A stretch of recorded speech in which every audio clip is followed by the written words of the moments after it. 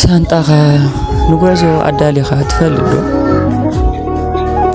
ብግቡእ ዓጻጺፍካ ብስርዓት ኣብ ሳንጣ ዘቐመጥካዮ ክዳውንትን ብወጃህላይ ስቕ ኢልካ ኣብ ሳንጣኻ ዝወታተፍካዮ ክዳውንትን ሓደ ዓይነት ቦታ ኣይኮነን ዝሕዝ።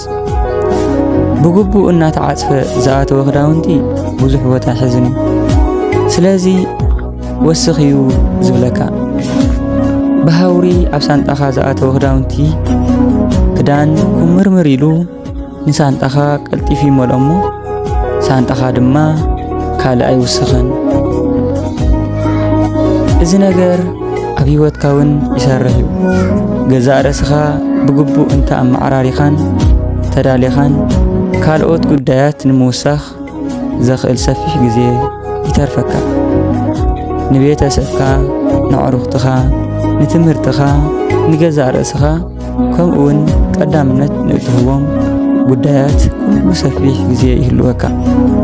ሻንጣኻ ንጉዕዞ ምድላው